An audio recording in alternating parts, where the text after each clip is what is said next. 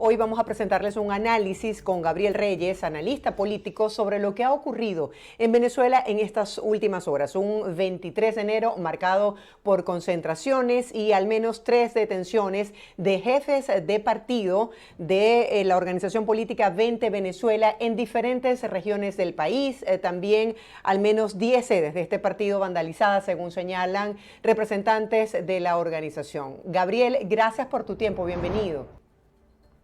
Hola, buenos días. Gracias a ti por la invitación.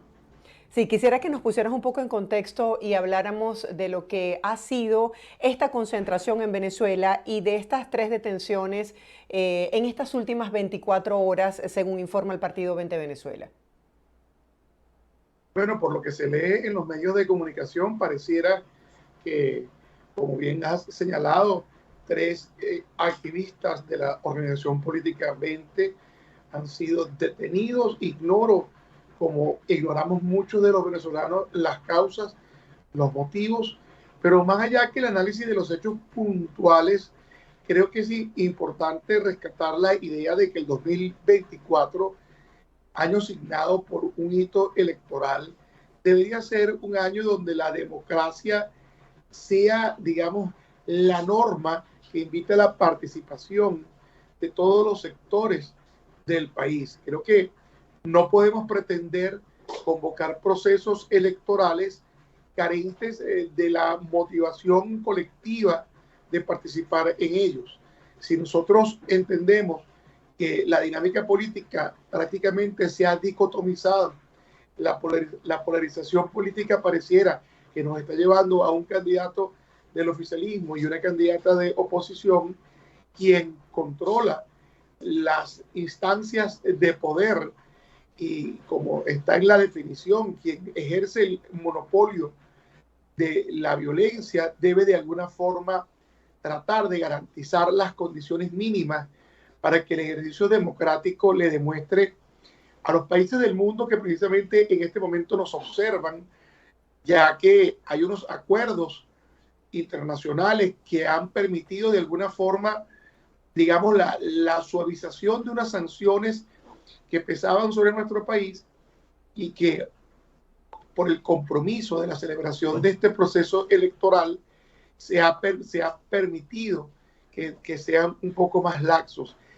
Si arrancamos el año con estas demostraciones de poca tolerancia, de intemperancia, creo que la demostración que le damos al mundo es que el proceso electoral, lejos de ser una fiesta democrática, pareciera perfilarse como un hecho de connotada, digamos, represión política, de supresión de las libertades que permiten el ejercicio pleno de los derechos a elegir y ser elegidos, y mal pudiera ser un referente para quienes aspiran de alguna forma lograr, digamos, la aprobación de los países que forman parte de estos acuerdos internacionales y del resto del mundo civilizado que observa con atención lo que en Venezuela sucede.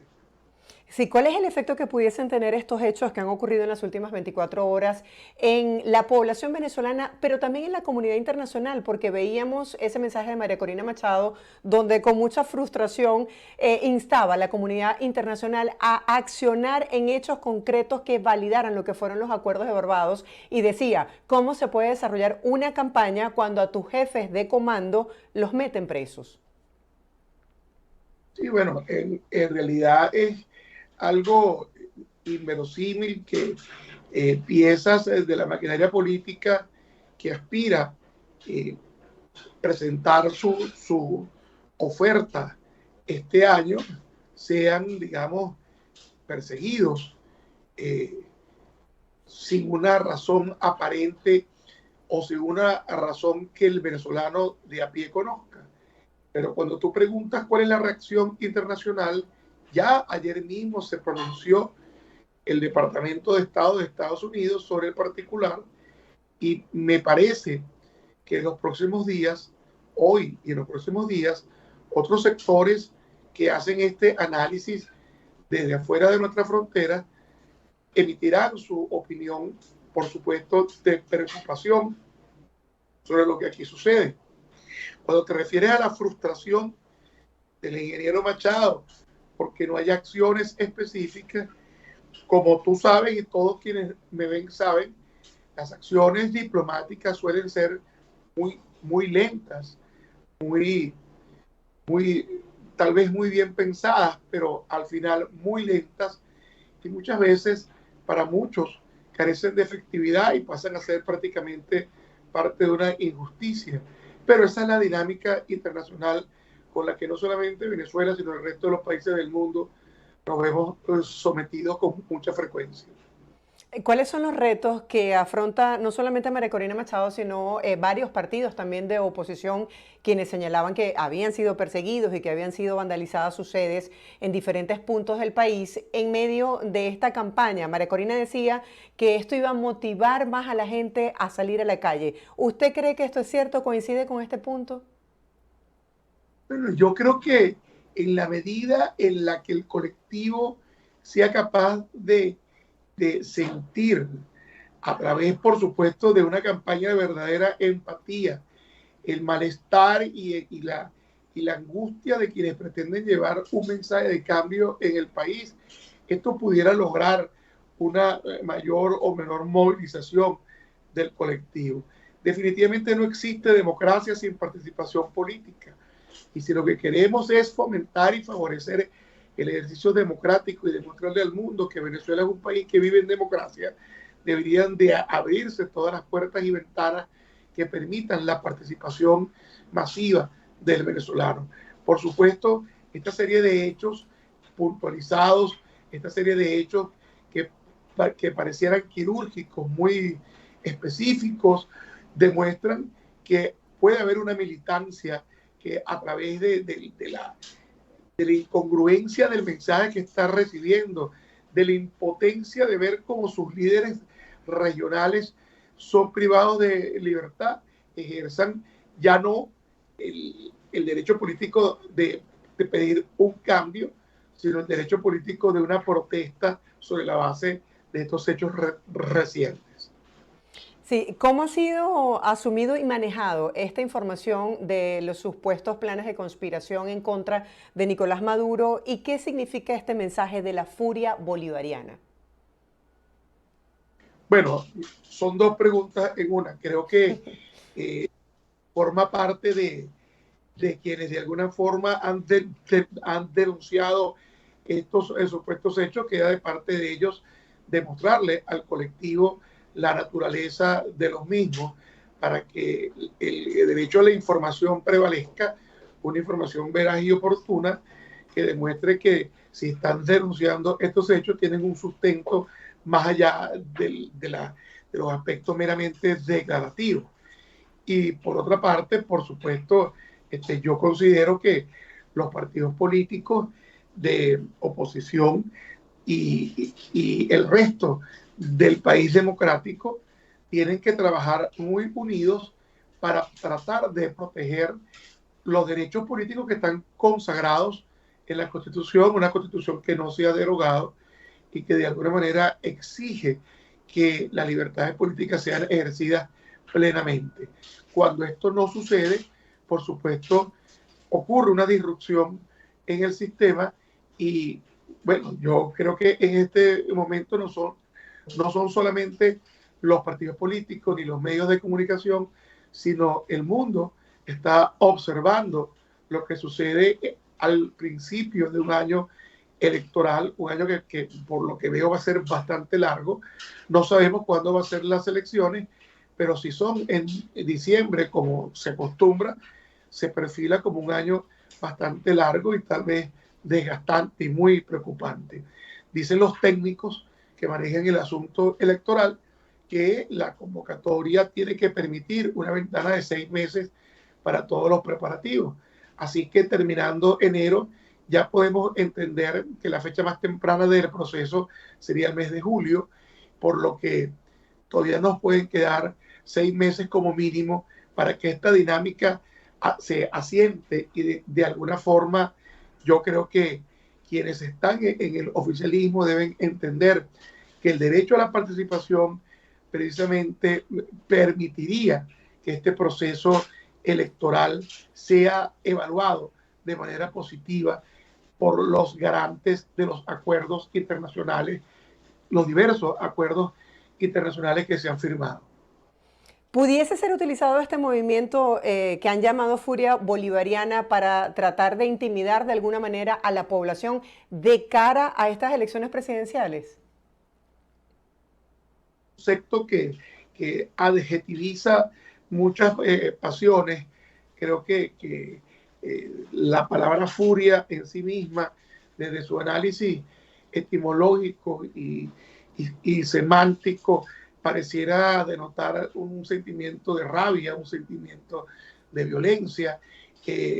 Por supuesto, digamos, cualquier tipo de acepción que lo asocie a una emoción o un sentimiento negativo debe ser percibido de forma negativa.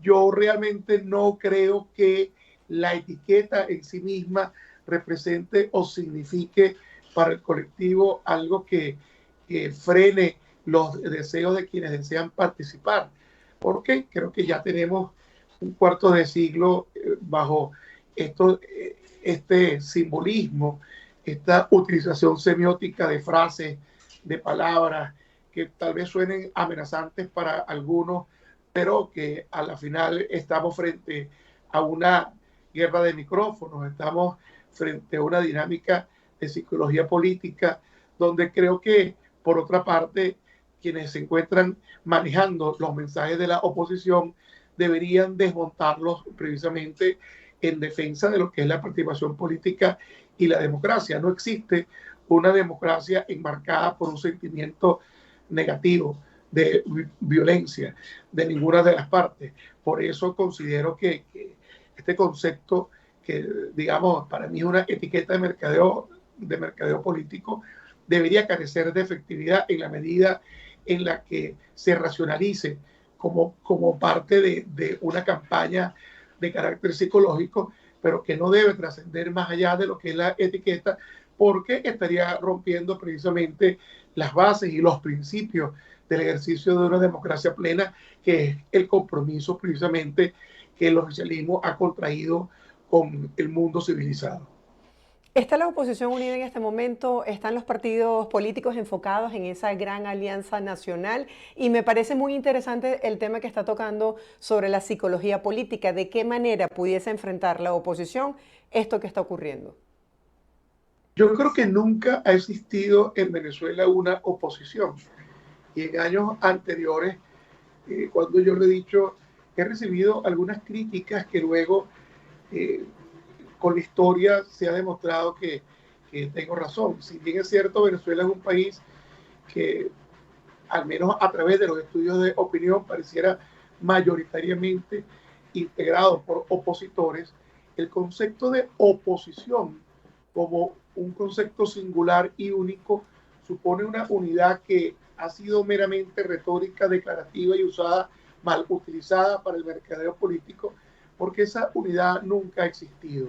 Siempre y durante los últimos 25 años ha prevalecido la importancia de las agendas particulares de sectores y partidos políticos que han hecho o hacen vida en este esquema que pareciera dicotómico y polarizado, pero que dentro de uno de los sectores, dentro del sector de la oposición, tiene toda una gama de tonalidades que conforman un continuo que va desde una oposición acérrima y desafiante a una oposición complaciente y que para muchos forma parte de la extensión del oficialismo precisamente en este planteamiento psicológico. De manera que no existe, a mi juicio, una oposición unida que garantice a través de los partidos políticos la confección y la elaboración de un mensaje único.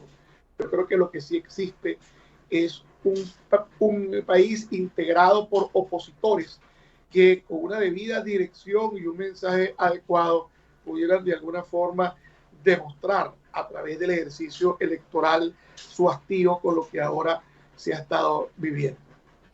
Ahora, más allá de la interpretación de esta narrativa de la psicología política, hay hechos muy concretos, como es el caso de detenciones de líderes sindicales, órdenes de aprehensión contra periodistas, incluso lo que está pasando con jefes de campaña de partidos políticos. Bajo este contexto, ¿qué se espera para los próximos meses en el país?